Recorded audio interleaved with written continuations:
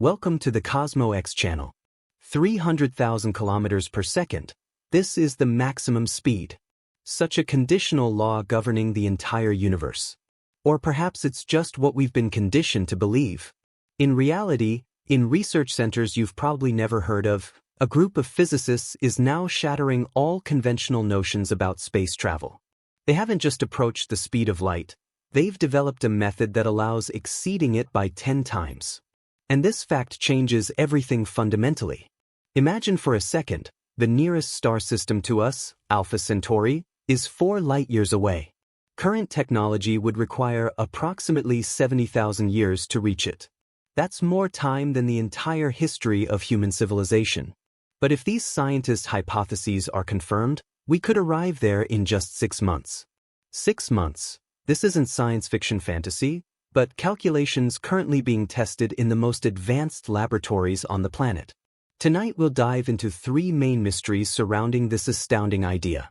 First, why Einstein might have been wrong, and how his own equations conceal a non-obvious gap that he missed. Second, what happens to space and time when we try to deceive the cosmic speed police? And finally, third, why some scientists fear this discovery more than the nuclear threat. By the end of this journey, you'll uncover a secret that will change your perception of reality and make you look at the night sky in a completely new way. Perhaps you'll never be able to sleep peacefully again, knowing what only a select few physicists on our planet know. If you're fascinated by cosmic mysteries, if you want to know what lies beyond our perception, subscribe to the channel. The journey begins right now. Let's talk about what seems familiar to you, or more precisely, about what you accept as truth. In 1905, a young patent office clerk in Switzerland changed the course of science. Albert Einstein presented to the world the special theory of relativity, whose main postulate was simple and merciless: nothing moves faster than light in a vacuum. This isn't just a practical limitation, but a fundamental natural law, as immutable as the law of gravity and as absolute as the flow of time. Einstein explained it as follows: as an object's speed increases, its mass grows. The closer the object approaches the speed of light, the heavier it becomes. Upon reaching the speed of light, its mass becomes infinitely large, which means that further acceleration requires infinite energy. On the scale of the entire universe, such a reserve is impossible. Not a single electron, not a single object can accelerate to the speed of light because of this insurmountable mathematical barrier. For decades, this law was considered sacred dogma. Countless physicists grew up understanding that interstellar travel would forever remain mere fantasy, that we are confined within the limits of our small solar system, and the nearest stars would forever be only dim lights on the night horizon. They turn out to be captivating and attractive, yet always remain beyond reach. Here begins the most exciting part, because the official version is only part of the truth. Einstein, of course, proved that no objects can move within space at speeds exceeding light speed, but he never claimed that space itself cannot move faster. This is a fundamental distinction. It's in this hole that one of the main mysteries of modern science lies. You see, when we mention the speed of light as a boundary, we're talking about the movement of objects within the framework of spacetime. Imagine a fish swimming in the ocean. It has a maximum speed at which it can move. It cannot exceed its biological limits. But what if the ocean shifts on its own? If a powerful current carries the fish along with the water? Then relative to the ocean floor, its speed will be significantly higher than its own maximum. In exactly the same way, modern physicists aren't trying to accelerate spacecraft to the speed of light. That's impossible for the same reasons Einstein outlined. Instead, they're looking for ways to make space itself move. When space begins to move, everything inside it also rushes along with it, including the spacecraft and its crew, without violating physical laws. This seems like something from the realm of fantasy, but it's nothing other than mathematics. And the most amazing thing, it actually works. In 1994, Mexican theoretical physicist Miguel Alcubierre was sitting at home watching another episode of a science fiction series. On screen, a ship entered warp mode and instantly disappeared, rushing into the depths of space. Alcubierre was a serious specialist and understood this was fiction. But instead of simply dismissing such an idea, he asked himself, What if this is possible? Not the way it's shown, but in some way that doesn't violate physical laws. He began working with Einstein's equations not within the framework of special relativity, but general relativity, the very theory that explains how matter and energy curve spacetime. It's what predicted the existence of black holes and gravitational waves. After months of intense calculations, Alcubierre discovered an astonishing result. Einstein's equations allow for the existence of a warp bubble. Imagine a ship surrounded by a special field. Ahead, space contracts, and behind, it expands. The ship is inside a flat region, a bubble, where everything is stable and calm. But this bubble moves, sliding along the fabric of spacetime like a surfer on a wave. And here's the key point. Inside this bubble, the ship is essentially motionless. It doesn't accelerate, its mass doesn't grow, it's simply stationary relative to its tiny space. But this bubble rushes through the universe, and Einstein's equations allow this, because the stipulation concerns specifically matter itself and movement within space, not the displacement of space itself. Space is capable of expanding or contracting at any speed. We observe examples of this daily. The universe is increasing in size. Distant galaxies are moving away from us, and the most distant ones, faster than light. This doesn't mean they're moving through space at such speed. On the contrary, the space itself between us and these galaxies is growing so rapidly that the total distance increases faster than light can traverse it. This is a verified fact that's recorded with telescopes every day.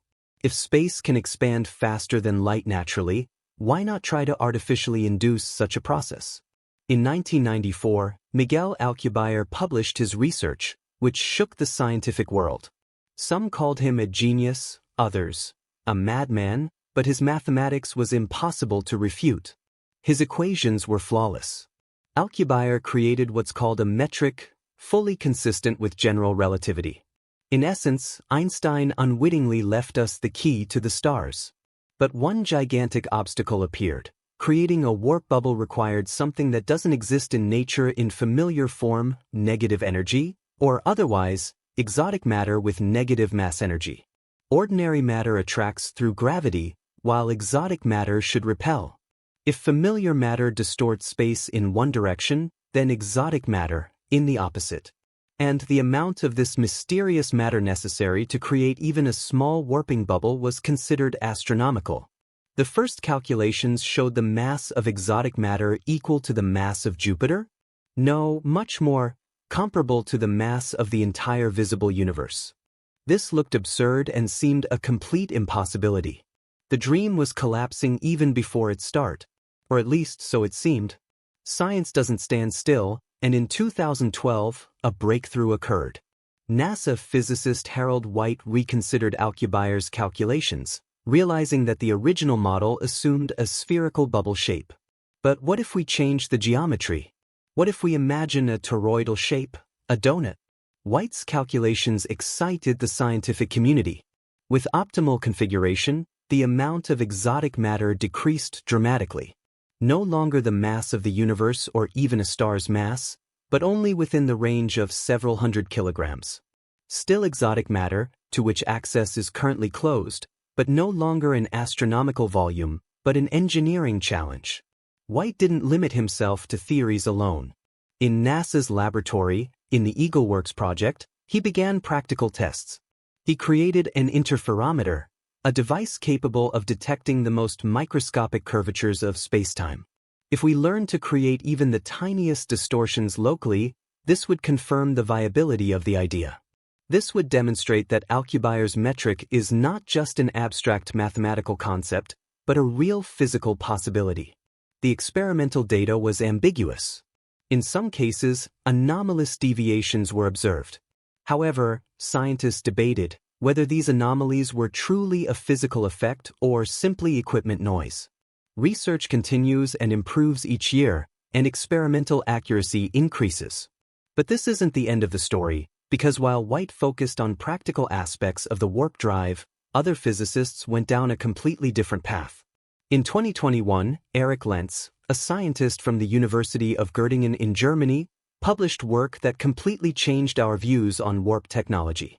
He proved that a warping bubble can be created without using exotic matter or negative energy, using only familiar positive energy, properly organized. This resembled magic. For decades, exotic matter was considered the main obstacle, and then suddenly it became clear. It's not needed at all. How is this even possible? Lenz applied a concept he called a soliton. This is a self-sustaining wave capable of maintaining its shape in motion. Imagine a wave in a water channel. Normally it gradually fades, loses energy, and disappears. The soliton, however, is a special type of wave that maintains stability almost infinitely. Such waves truly occur in nature and can be created artificially. Lenz showed that such a structure can be reproduced directly in spacetime. His soliton is not just a theoretical concept, but a working model based on known physical phenomena. No exotic elements, negative masses, only energy, distributed properly.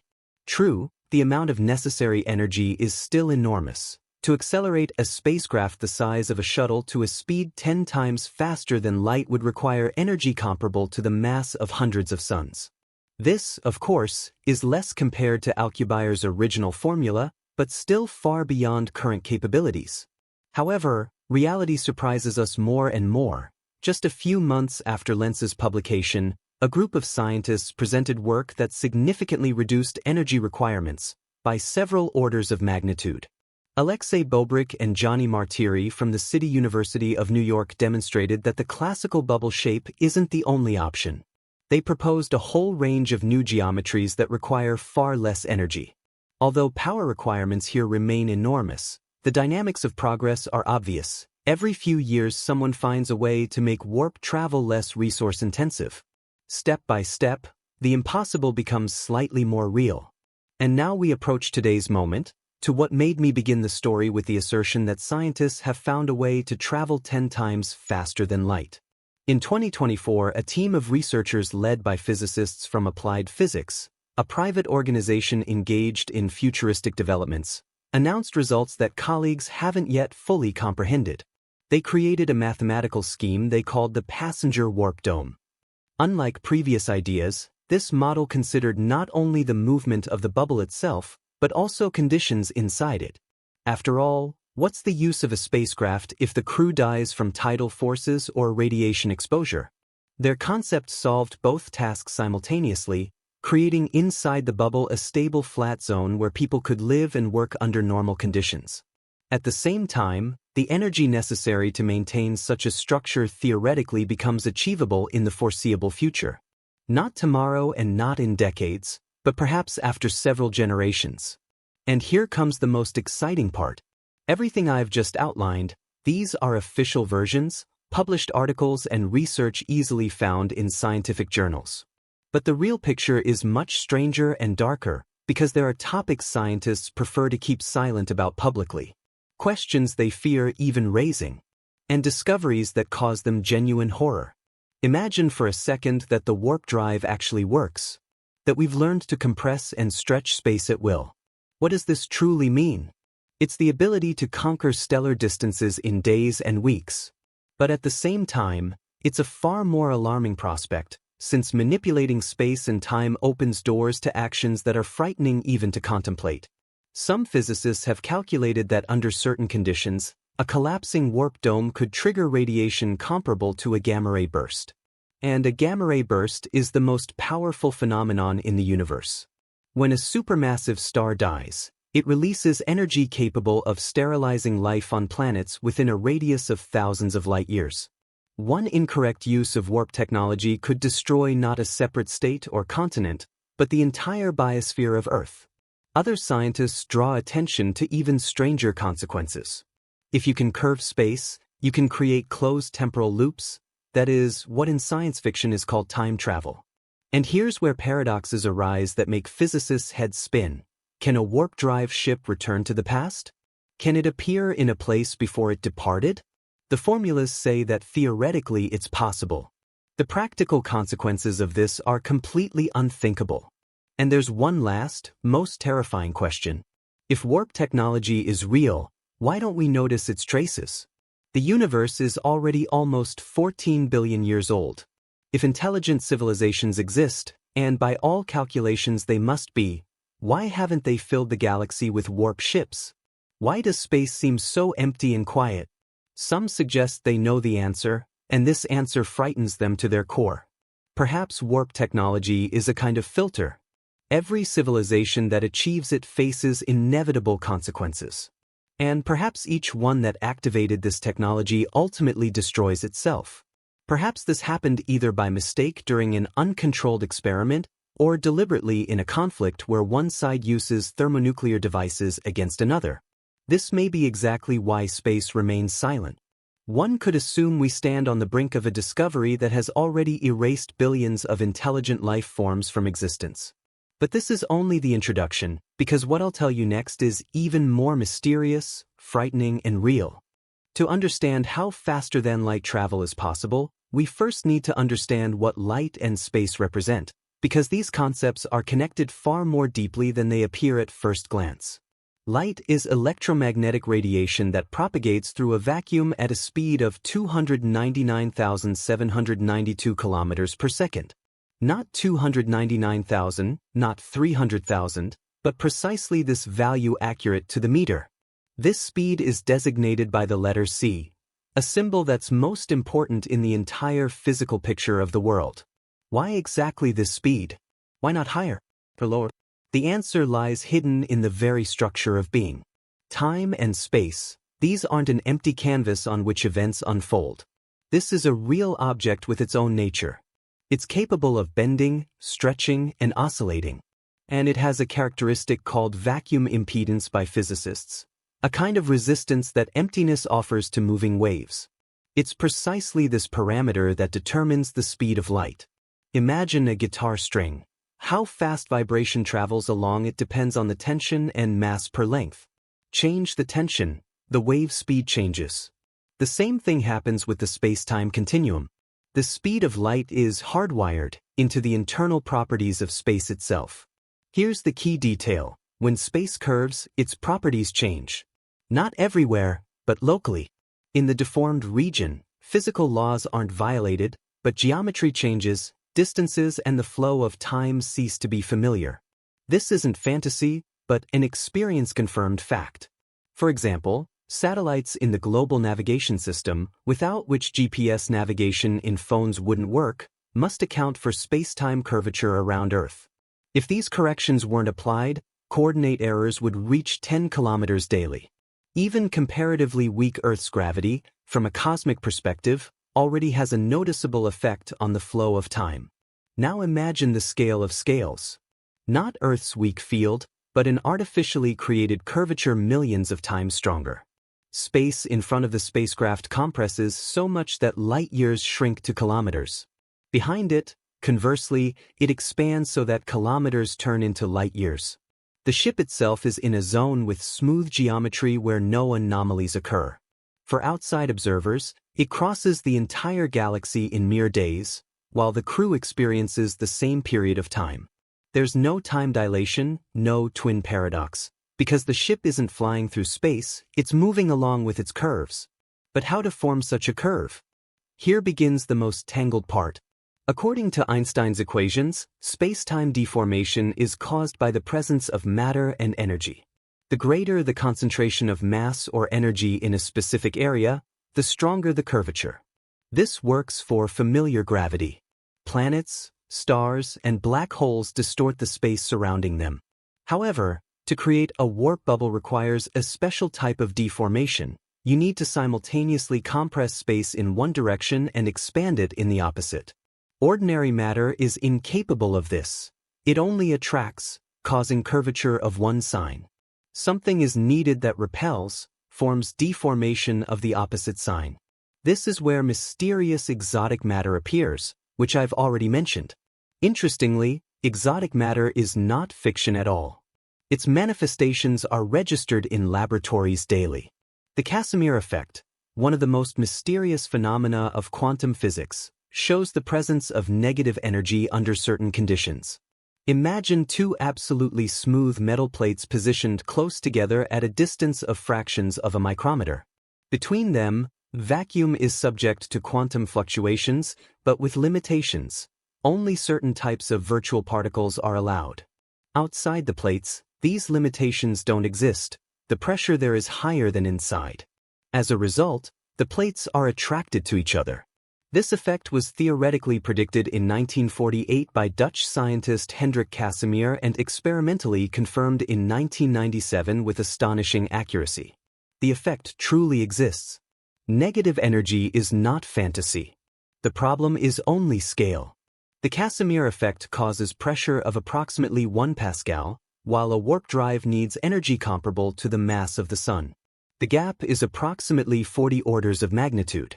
It's like trying to illuminate a room with a single photon emitted by a firefly from another galaxy. But physicists don't give up, because the history of science is full of cases where seemingly insurmountable obstacles turned out to be illusions. In the early 20th century, scientists were certain that atomic energy would forever remain inaccessible. The famous Ernest Rutherford, who discovered the atomic nucleus, in 1933 considered the idea of practical use of atomic energy complete nonsense. And 12 years later, the first atomic device was detonated, and 23 years later, the first atomic power station went operational. Thermonuclear fusion also went through a long journey. For decades, researchers tried to replicate the Sun's processes in the laboratory, encountering a series of failures. Detractors claimed that controlled thermonuclear fusion would remain unattainable for at least another 20 years. But in 2022, for the first time, a reactor produced more energy than was invested in its launch. The breakthrough occurred. The impossible became possible. Perhaps the warp drive is the next loud victory on this path from impossible to real? Let's look at the exact calculations. To accelerate a spacecraft with a mass of 100 tons to a speed 10 times faster than light, according to the latest models, will require energy of the order of 10 to the 43rd power joules. For comparison, over its entire 10 billion years of existence, the Sun will produce approximately 10 to the 44th power joules of energy. The gap is 10 orders of magnitude. We need energy equivalent to the work of 10 billion similar suns burning for 10 billion years each. This sounds practically hopeless. However, remember what I said about optimizations. Alcubierre's original concept required the mass of the entire visible universe. Later, Harold White lowered this bar to Jupiter's mass. Eric Lentz proved it's possible to manage without exotic matter entirely. Each discovery reduced energy requirements by tens of orders of magnitude.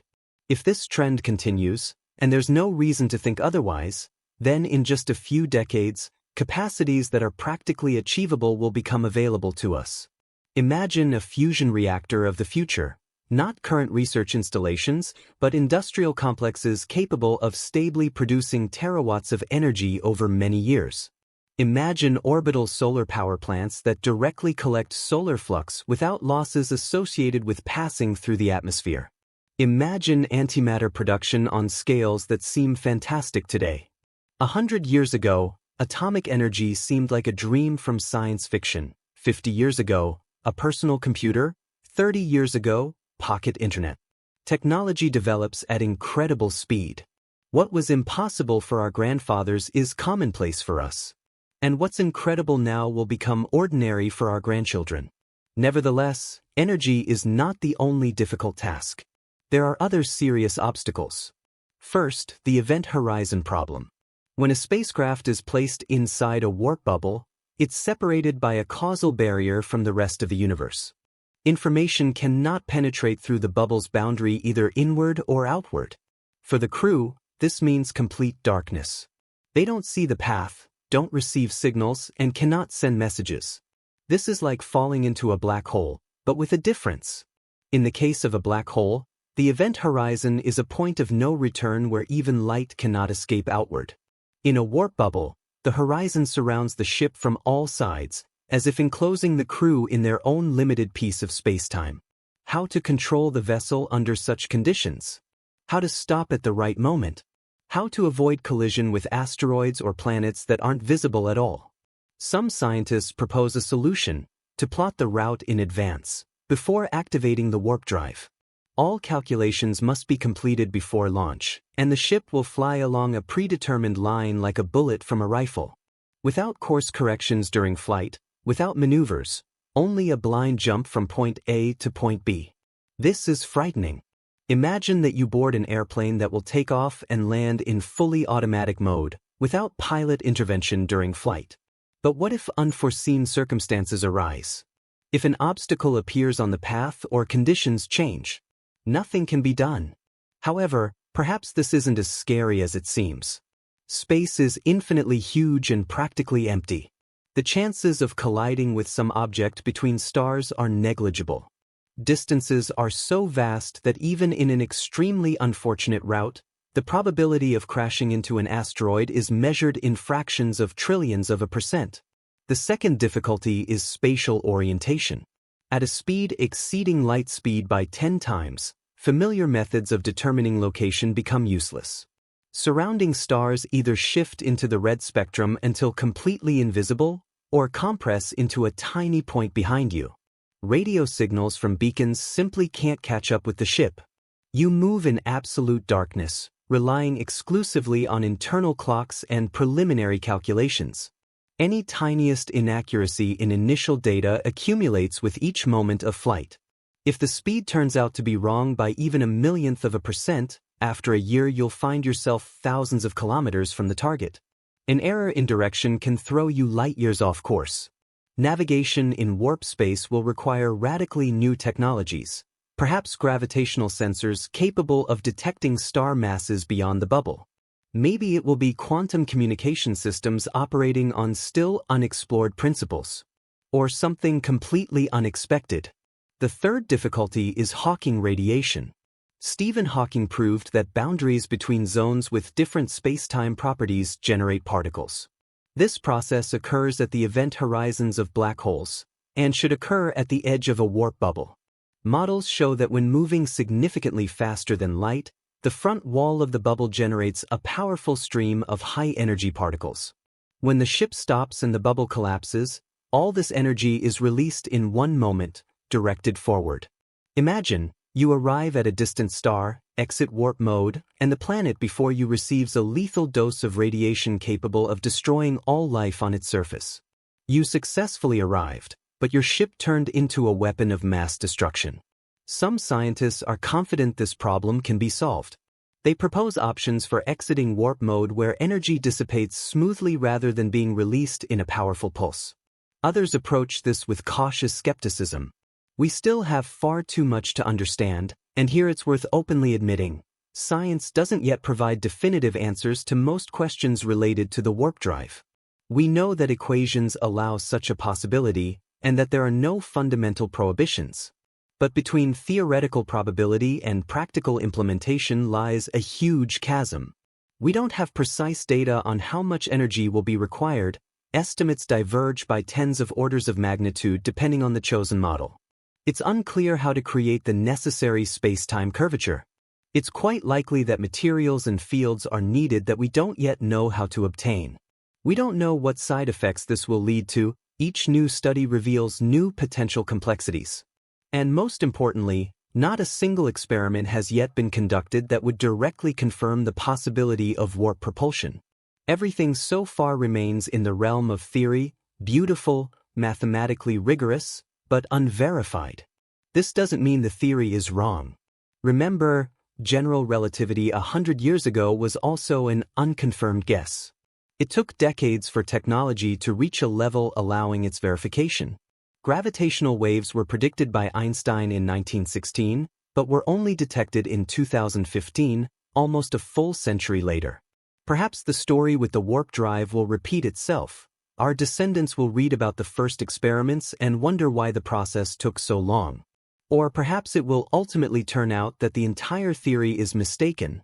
Somewhere in the formulas a variable was hidden that excludes the possibility of implementation. There's no definitive answer yet, and this is perhaps the most honest admission. However, lack of clarity doesn't stop researchers. Laboratories around the world continue working tirelessly. Theorists continue searching for non-standard solutions to Einstein's equations. Experimenters refine instruments capable of detecting the tiniest space-time distortions, and engineers create materials with unprecedented characteristics. There's also another rarely voiced aspect: military structures, and intelligence services whose names almost never appear in scientific publications. If warp technology is achievable at all, it unambiguously has colossal potential in the defense sphere. Imagine a ship moving 10 times faster than light. It will be impossible to track or intercept. It will appear from nowhere and disappear just as suddenly. This is the ideal scout, perfect means of weapons delivery, a tool from which it's impossible to defend.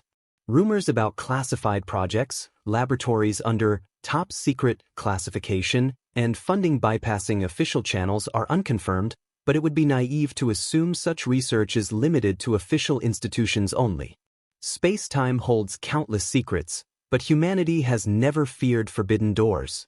We conquered atomic energy, deciphered the genome, stepped on the moon, and sent research probes beyond our system. Warp is the next frontier, a new edge of the impossible, ready to reveal itself in its time.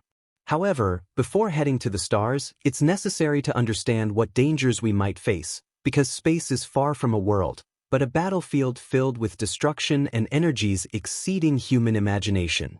About this, in the next episode. There exists a region in the universe where space-time behaves almost like inside a hypothetical warp bubble. This is the ergosphere of a rotating black hole.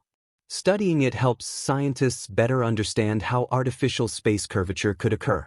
When a black hole rotates, and most of them do exactly that, it literally drags space-time around itself. This phenomenon is called the lens-thirring effect, or frame dragging. Imagine how a spoon rotates in thick honey, forcing the liquid to spin along with it. Space around a black hole behaves approximately the same way. It literally stretches behind the massive object. In the ergosphere, a zone between the event horizon and the outer boundary of influence, rotation is so powerful that maintaining a stationary position here is physically impossible. Imagine that even if you turn engines on maximum and try to remain motionless, space itself will carry you in the direction of the black hole's rotation.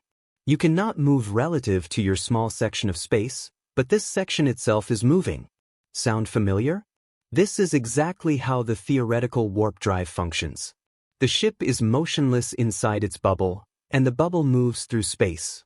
The main difference is that the ergosphere occurs naturally, a derivative of extreme gravity, while the warp bubble is an artificially created structure, but the essence is the same. The temporal continuum can be made to slide, and everything inside this sliding space moves along with it. Astronomers study black holes using X-ray telescopes, radio interferometers, and gravitational wave detectors. Each new observation adds to knowledge about how space-time behaves under extreme curvatures. This data is true treasure for warp technology creators. As if nature itself conducts experiments impossible under laboratory conditions. For example, on September 21, 2023, the LIGO Observatory registered a signal that baffled scientists. Gravitational waves testified to the merger of objects of unusual mass, something between a neutron star and a black hole, in the so-called mass gap, where such objects, according to theory, shouldn't exist. What interested warp drive theorists? The unusual structure of the signal, part of the wave pattern, very much resembled models predicted for artificially curved space. No one claims this is a warp drive of an alien civilization, but the very fact that natural and artificial curvatures can be similar is extremely important. This means that in the future we'll be able to use gravitational wave observatories to detect warp activity, both our own and alien. The SETI Institute, an organization searching for extraterrestrial intelligence, has already included warp signatures in the list of potential signs of technological civilizations. In addition to radio signals, laser flashes, and traces of astroengineering structures like Dyson spheres, gravitational anomalies that could indicate warp-propelled ships are now in the crosshairs. So far unsuccessfully, space remains silent on all frequencies. But even this silence is a result. This means either that advanced civilizations are extremely rare, or they don't use warp technologies, or they do so in a way that we're not yet able to detect them. Any of these options says much about our place in the universe. There's another category of objects that deserves separate attention in the context of warp physics, wormholes, or strictly speaking, Einstein-Rosen bridges. In 1935, Albert Einstein and his colleague Nathan Rosen proved that general relativity equations allow for the existence of tunnels through spacetime. They connect two distant sections of the universe with a short passage. Instead of traversing billions of light-years along winding routes, one could swiftly cross space in just a few minutes. Wormholes and warp bubbles are different ideas, but they're based on similar foundations. Both concepts involve deformation of spacetime fabric. They bypass the speed of light limitation without violating it directly. Their realization requires unusual forms of matter or energy. For a long time, it was believed that natural wormholes are extremely unstable. Any attempt to pass through them causes instant destruction. However, in recent years, theories have emerged that such tunnels could be held open by quantum phenomena or special matter structures. If these hypotheses are correct, then wormholes may naturally exist in the universe or be artificially created.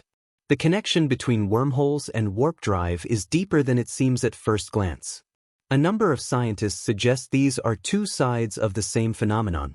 Creating a stable warp bubble may correspond to forming a microscopic wormhole. Technology providing one will probably be capable of the other.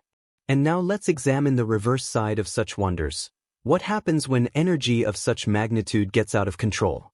The universe is not at all a calm garden with twinkling stellar lights. This is an arena of continuous cataclysms whose scale the human mind can barely comprehend. The most powerful explosions, collisions, and destructions involving energies comparable to those necessary for a warp drive. And this isn't coincidence, it's a reminder of the magnitude of forces we're trying to play with. Let's start with gamma-ray bursts. I mentioned them earlier but didn't reveal their essence. A gamma-ray burst is a sharp emission of gamma radiation, the highest energy type of electromagnetic waves. They last from several milliseconds to several minutes. During this time, the source releases more energy than the sun will radiate throughout its entire life. In seconds it produces energy equivalent to 10 billion years of a star. These phenomena are detected by satellites almost daily. Most occur in distant galaxies, at distances of billions of light-years. This is reassuring, because if a gamma-ray burst occurred close, say within several thousand light-years, and its beam was directed at Earth, the consequences would be catastrophic. Gamma rays would destroy the ozone layer in the atmosphere, leaving the planet's surface under direct ultraviolet radiation from the sun. Aquatic plants would cease photosynthesis, which would destroy phytoplankton, the foundation of the marine food chain. Acid rain would poison land and water. The entire biosphere would undergo mass extinction. Some paleontologists link the Ordovician-Silurian mass extinction, the second largest in Earth's history, which occurred about 450 million years ago, with a nearby gamma-ray burst. About 85% of marine species died then.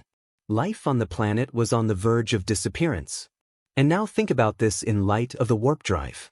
If uncontrolled exit from warp mode is capable of generating radiation comparable to a gamma-ray burst, every flight to the stars becomes a potential catastrophe of global scale. When a starship reaches an inhabited planet, it could destroy its ecosystem long before the crew manages to say, hello. This isn't a voice of fear. This is a direct consequence of scientific calculations published in reputable peer-reviewed journals. The problem exists in reality and requires immediate attention even before we create the first warp drive. But gamma-ray bursts are far from the only manifestations of cosmic cruelty. Look, for example, at neutron stars. A neutron star is the core of a giant star compressed to incredible sizes. Mass comparable to our Sun compressed into a ball approximately 20 kilometers in diameter. Density is such that a teaspoon of neutron star matter weighs approximately 5 billion tons. Gravity there is 300 billion times stronger than Earth's. With such massiveness, space-time curves become tangibly felt. A light beam sliding horizontally above its surface bends and returns back after several kilometers. Time flows here noticeably slower than far from such a star. Neutron stars rotate at incredible speed, some at hundreds of revolutions per second. Imagine an object the size of a city spinning faster than helicopter blades. At the same time, magnetic fields form around them, trillions of times more powerful than Earth's. These fields generate enormous streams of charged particles. When two neutron stars collide, which happens in binary systems as they approach due to energy losses from gravitational radiation, energy comparable to hundreds of supernova explosions is released. Gravitational waves from these collisions are detected on Earth. For example, on August 17, 2017, the LIGO and Virgo detectors recorded the merger of two neutron stars at a distance of 130 million light-years. This was the first time an event was observed in both gravitational waves and electromagnetic radiation simultaneously. During the collision, heavy elements were formed: gold, platinum, uranium. A flash called a kilonova ejected matter saturated with these elements into space. Perhaps the gold ring on your finger originated in precisely such a cosmic cataclysm billions of years ago. But what interests me is something else: energy. A neutron star merger releases about 10 to the 46th power joules in seconds. This magnitude is enormous, yet it's much lower than the energy required for a full-fledged warp jump according to old estimates. Nevertheless, according to more recent models, the difference is narrowing. Somewhere on the edge between neutron star collision and supernova explosion, the energy threshold for real interstellar flights may be hidden. As for supernovae, this is already the next level of cosmic destruction. When a giant star exhausts its thermonuclear fuel, its core compresses in fractions of a second. The outer layers fall onto the core and bounce back, creating a shock wave of terrifying force. The star explodes, instantly becoming brighter than an entire galaxy. Supernova energy is about 10 to the 44th power joules in visible light and 10 to the 46th in neutrinos. This is equivalent to countless megaton nuclear explosions. The shock wave pierces surrounding gas, heating it to millions of degrees. New atoms arise. Cosmic dust that subsequently turned into planets and living beings is scattered across galactic space. The closest star to us that's a candidate to become a supernova is Betelgeuse, a red supergiant in the constellation Orion. It's located approximately 650 light-years from our planet, and its explosion could happen at any moment from an astronomical perspective, that is, within the next million years. This flash will be so bright it could be visible even during the day with the naked eye. Fortunately, such distance is great enough that radiation won't cause Earth serious damage. But imagine a civilization capable of creating a warp drive, a society controlling energies of incredible force. The slightest inaccuracy, an incorrectly calibrated curvature generator, and the consequences could become the equivalent of a supernova, either controlled or not, depending on the designer's mastery. This leads us to thoughts that scientists quietly discuss at informal meetings after official presentations. The warp drive as an instrument of destruction. Any technology capable of transporting ships faster than the speed of light inevitably manipulates energies of colossal scales. And such technology can turn into a weapon. This isn't just a hypothesis, it's a logical conclusion. Imagine a warp bomb. The idea is extremely simple. Take a curvature generator, configure it to create a bubble that doesn't move a ship but instantly collapses at the destination point. All the energy accumulated in space curvature is released at once. The result is an explosion comparable in force to a supernova, but directed and controlled. Is it possible to erase a planet from the face of the universe? Easily. Destroy a star? Quite possible. Annihilate an entire system? With sufficient power, very likely. And alas, there's no defense against such a weapon. A warp projectile moves much faster than light, making any early warning system useless. It appears suddenly and literally turns the target into burning plasma before anyone can understand what's happening. Some futurologists believe that precisely this threat explains the absolute silence in the universe and the famous Fermi paradox. Where are all the aliens? The answer may be tragic. Civilizations that mastered warp technologies are doomed to self-destruction, intentional or accidental. Recall human history. Nuclear weapons have existed for less than a century, and during this time we've stood on the edge of destruction more than once. The Cuban Missile Crisis, the false alarm of 1983, details of which only emerge from secret archives.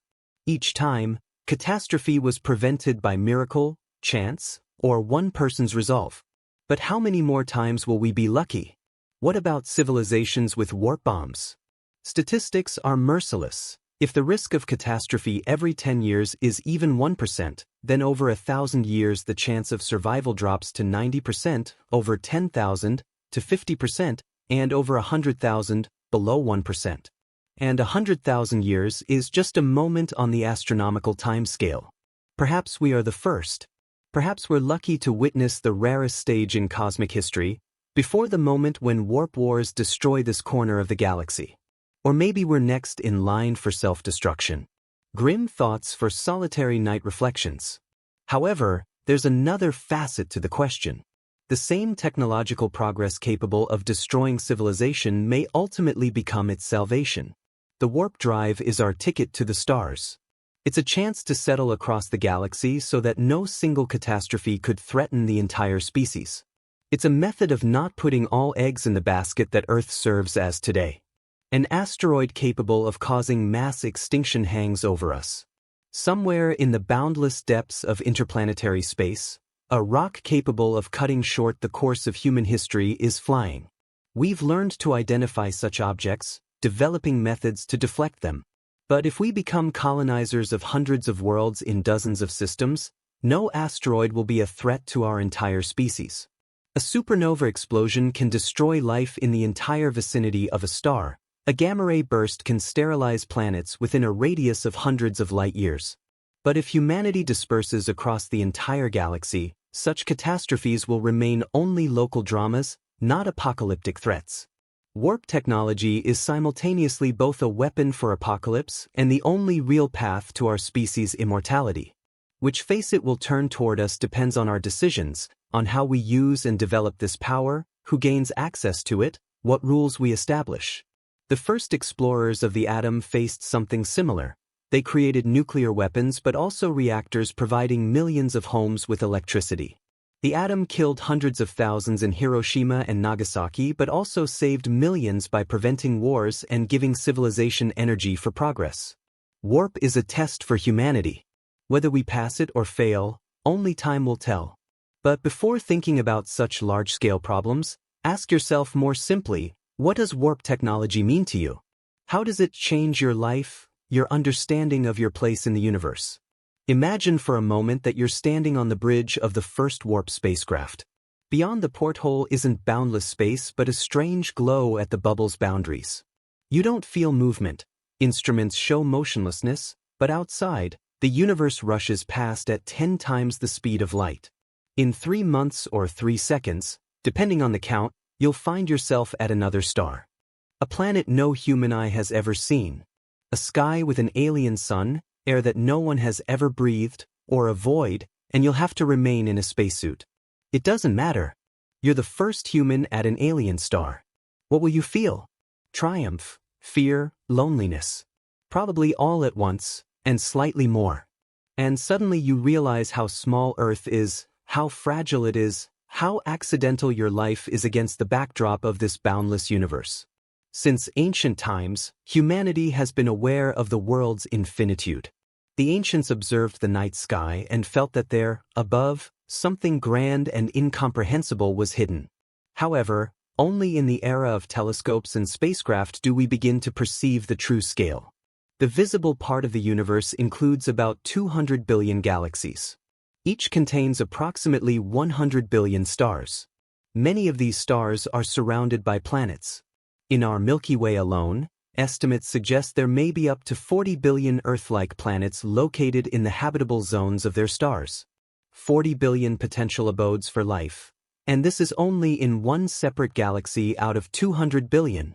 Such numbers seem unthinkable. Our brain evolved to operate with dozens. Precisely how many members were in primitive tribes, how many enemies needed tracking, how many berries to gather to survive. Billions are already an abstraction. We can denote the number but can't feel it.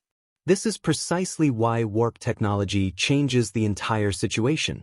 It transforms these numbers from mere concepts into real possibilities. 40 billion planets cease being statistics and become actual destinations where one can go, settle, live, and develop. However, with new chances come eternal questions from which there's no escape. The most important and obvious among them, are we alone in the universe? The Fermi paradox has remained a mystery for scientists for over 7 decades. If the universe is so huge, if there are so many planets and life arises easily, then where is everyone? Why don't we detect radio signals from ancient civilizations? Why don't we see traces of their cosmic megastructures? Why has no one flown to us? Many versions have been proposed. Perhaps life in space is extremely rare. Maybe intelligent beings are an even greater rarity. Perhaps civilizations destroy themselves before entering the stellar arena. Maybe they're already here but prefer to remain hidden. Or we're so primitive we simply don't notice them. Warp technology adds a new hypothetical option. Perhaps advanced civilizations withdraw from familiar spatiotemporal reality. Maybe they create their own pocket universes, isolated bubbles of space and time where they can exist infinitely without interfering in the external world. Perhaps the surrounding cosmos is a playground that adults left long ago. Sounds strange? No stranger than the warp drive itself. If you can curve space for travel, you can do so for isolation too. Physics allows both possibilities. Or perhaps the truth is much darker. Hypothetically, civilizations that mastered warp inevitably encounter each other and perish in these encounters. The galaxy then becomes a cemetery, millions of dead worlds leaving only radioactive ash and mysterious gravitational anomalies we're not yet able to recognize. We stand on the threshold of great discoveries. In the coming decades, centuries, or millennia, we'll learn the answer. Either we'll meet someone there in the darkness of interstellar spaces, or we'll confirm that we're truly alone. And I don't know which is more frightening. Being alone in the universe is a unique existential trial comparable to the deepest horror. Imagine the immense expanses of space where trillions upon trillions of planets exist. Yet only on one of them, this small blue, burns the fire of reason. All the weight of responsibility for consciousness's existence in the entire universe rests precisely on us. If we disappear, then everything capable of questioning, perceiving beauty, loving, and experiencing suffering disappears. The universe will merge back into cold, meaningless rotation of dead matter. But the appearance of other intelligent life forms generates a series of new questions. How will we coexist with them? Human history doesn't inspire optimism. As a rule, when two cultures with different degrees of development intersect, the weaker side ends up on guard of tragedy. What if we turn out to be precisely the weaker ones? What if somewhere under a distant star's light dwell beings for whom we are primitive savages, either ignored or considered a threat? Warp technology only exacerbates the dilemma. Speed is time. If we can reach neighboring stars in a month rather than thousands of years, contact is inevitable. We won't be able to hide within the confines of our small solar system, pretending the universe doesn't concern us. We'll enter open space, and with us will emerge everything that's in us. But let's set aside the topic of aliens for now. Warp technology raises questions regardless of whether we're alone in the universe. What will become of humanity if it settles across thousands of stellar systems? Now we're one species on one planet, divided by languages, cultures, and political systems, but united by a single history and destiny. Information can circle Earth in fractions of a second, and an airplane can deliver to any point in the world within a day. We're unified, though divided, humanity. But what will happen when our colonies are located light years apart? Even with a warp drive, travel will take weeks or months, communication will be limited, and radio signals to the nearest stars take years. Warp couriers may accelerate exchange, but delay won't disappear completely. Colonies will begin living separately, developing along their own paths, culturally and over time, probably biologically evolving. In 1,000 years, humanity may split into hundreds of separate species or civilizations considering each other strangers, or become a galactic empire held together by iron discipline, or turn into a chaotic union of warring factions. We don't know and probably can't predict. This is one single experiment whose results will be known only to our distant descendants. And there's an even deeper philosophical problem. If we're capable of affecting space and time, What does this mean for the very nature of reality? Space and time aren't just event backgrounds but the very foundation of being. Everything we see, feel, think flows within this fabric and consists of it. If we can transform this structure, compress and stretch it at will, what do we become? Some thinkers assert, technology capable of creating warp bubbles is essentially a means of generating new universes. Each bubble is like a separate universe with unique rules. Though small and short-lived, it's real. A warp ship pilot isn't just a traveler. This is a world creator, a kind of demiurge. It sounds almost like a religious postulate, and perhaps it is. The boundary between physics and metaphysics blurs when it comes to space-time deformation. Einstein's equations describe reality at a level previously accessible only to gods and philosophers. Here's another thought that sends chills down the spine. If warp technology is real, and the universe is old enough to have spawned countless civilizations, then they probably already exist and have long mastered the warp drive. What have they been doing all these millions of years? Perhaps simply wandering, exploring the galaxy the same way we study Earth. Or long ago classified us as minor beings as we relate to ants. Intriguing but not too important. Perhaps they're watching us right now, waiting for humanity to reach a certain level of development. Or maybe they've done something far more radical. Transformed the very structure of the universe, adjusted physical constants, changed the laws of nature so much that we're not able to notice it. Perhaps the universe we perceive is an artificial object, the result of engineering thought by beings for whom the warp drive is obsolete technology. In essence, this is the simulation hypothesis, but without a computer. Not virtual but physical reality created by more advanced beings. The boundaries between these representations blur when you realize reality is just a special configuration of space and time. Head spinning? Excellent. That means you're beginning to grasp the depth of this infinite rabbit hole. But let's return to more down-to-earth questions, to the future, to what might happen already within the lifetimes of several generations. If research continues developing at current rates, the first laboratory demonstration of space-time curvature, a miniature warp, could occur in the next 20 to 30 years. This won't be a warp drive but merely a tiny distortion noticeable only by ultra-sensitive measuring instruments, but it will prove the principle itself. The next stage is scaling. From nanometers to centimeters, meters, and kilometers. This may take another half-century or even a century, or happen faster if a technological breakthrough occurs in creating new energy sources or exotic matter. The first warp ship prototype, though not interstellar but capable of creating a curvature bubble, may appear by the end of the 21st century. Tests within the solar system. Flight to Mars in hours rather than months, to Pluto in days rather than decades. And this will be a true revolution even without achieving interstellar speeds. The first interstellar flight, but this is possibly already 22nd century history or more distant time. Too many unknowns to forecast precisely.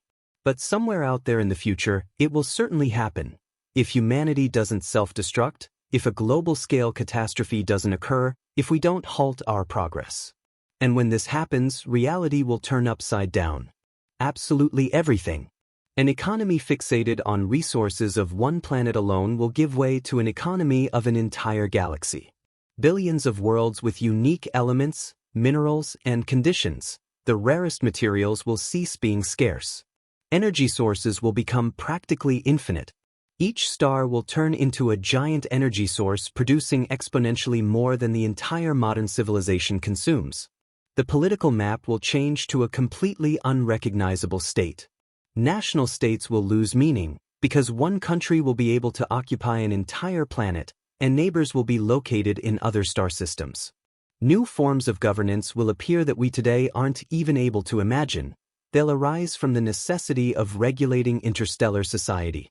Cultural diversity will explode with an unprecedented spectrum. Isolated colonies will form their unique languages, art forms, religious beliefs, and philosophical teachings. Interstellar meetings will generate both synthesis and interpenetration, as well as conflicts or resistance. History will accelerate and simultaneously slow down. Events will develop more rapidly, yet information about them will spread much more slowly. Additionally, radical changes will occur in biology. Adaptation to different planetary conditions will require either genetic modifications or creation of fundamentally new body forms. In 1,000 years of interstellar expansion, humans may become completely unlike the current representation of themselves, more resembling an alien being. They may merge with machines, turning into something absolutely new, or split into a mass of specialized forms, each ideally adapted to its own ecological niche. This future simultaneously inspires fear and seems incredible, so far from our current realities that it's almost impossible to imagine. However, this is precisely where warp drive technology leads. This is precisely our main prize. Now let's put all the pieces together, the threads we've stretched through this story. It all began with a simple thought. Scientists discovered a way to move at speeds exceeding light speed by 10 times. This statement turned out to be both true and to some extent exaggerated. True because mathematics doesn't lie, physics allows such things, and research is developing. Exaggerated because the path from theory to practical implementation is incredibly long, and we've only begun overcoming it. We saw how Einstein's and Alcubierre's dream turned into a serious field of physics, how each decade brings new improvements, fresh models, and revives hopes. How energy costs fell from astronomical magnitudes to merely enormous ones. How problems that seemed insurmountable are receiving solutions. We looked into the abyss of cosmic chaos, gamma-ray bursts, neutron stars, supernovae. We became acquainted with those energies we're going to play with. And we realized that playing with such forces can end either in triumph or catastrophe. We raised questions that don't yet have answers. Are we alone in the universe? What awaits us among the stars? Who will we become in 1,000 or 1,000,000 years? These mysteries will remain with us long after the screen goes dark and you close your eyes. And at this point, I want you to stop for a moment. You exist at a unique historical moment, an interval between eras. You were preceded by thousands of generations who looked at the night sky and dreamed of the stars. They created myths about divine beings dwelling among the stars. They erected sacred places oriented to celestial lights. They gave names to constellations and created celestial maps. But deep down they understood they would never be able to reach those distant lights. After you, probably thousands of generations will pass for whom stars will be commonplace. These people will settle on planets around other suns, and moving between star systems will become as ordinary for them as moving between countries is for us. For them, Earth will turn into a myth, a distant ancestral home that only a few will be able to see in person. However, you're standing at the boundary, in the gap between the impossible past and the fantastic future. You're part of an era capable of witnessing the birth of the age of interstellar travel or bearing the responsibility of destroying this possibility forever. This is a strange sensation, simultaneously inspiring and frightening. A feeling of pride for heights achieved, but also fear for the ease of possible loss. Hope for miracles awaiting us ahead, and anxiety about the price that will have to be paid. The warp drive isn't just a development, it's a mirror in which humanity itself looks. It reflects our curiosity and aggression, our ability to unite and aspiration for conflicts. Our dreams of the stars and fear of the unknown. How we apply this technology when it appears will determine our future. Will we preserve humanity in its deep sense or turn into something else, better or worse, or so different that comparisons will lose meaning? The night sky above you is similar to what it was for the first humans who raised their eyes and wondered, what's out there in the distance?